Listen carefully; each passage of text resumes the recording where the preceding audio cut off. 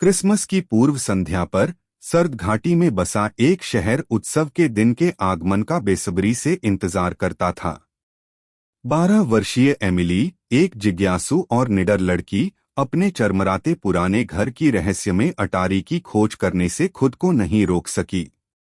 उसके माता पिता को पता नहीं था कि भूले हुए अवशेषों के बीच एक धूल भरी प्राचीन किताब छिपी हुई थी। जैसे ही घड़ी में आधी रात हुई, एमिली ने खुद को क्रैम्पसक्लॉस नामक एक द्वेषपूर्ण क्रिसमस आत्मा की भयानक कहानियों में तल्लीन पाया।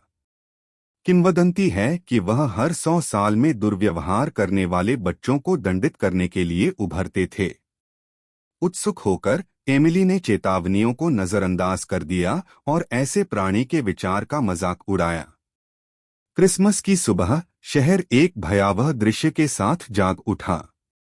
एक समय की जीवंत सजावट अशुभ छायाओं से सुसज्जित होकर भयावह हो गई। एमिली के माता पिता गायब हो गए और अपने पीछे ठंडी हवा में केवल अशुभ फुसफुसाहटें छोड़ गए। घबराकर उसकी नजर शापित किताब पर पड़ी, जिसके पन्ने अब काली ऊर्जा से स्पंदित हो रहे थे। क्रैम्पसक्लॉस भौतिक रूप से मुड़े हुए सींगों और कोयले काले दिल के साथ एक भयानक आकृति बन गया। वह हिलती डुलती आकृतियों से भरा एक बोरा दिखाते हुए चिल्लाया, जिसमें सदियों पहले के अवज्ञाकारी बच्चों की आत्माएं कैद थीं। एमिली ने श्राप को तोड़ने के लिए दृढ़ संकल्पित होकर एक नई बहादुरी के साथ दुष्ट प्राणी का सामना किया।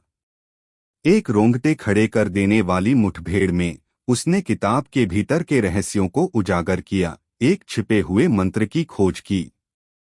कांपते हाथों से उसने शब्दों का उच्चारण किया और क्रैम्पसक्लॉस को वापस छाया में भेज दिया।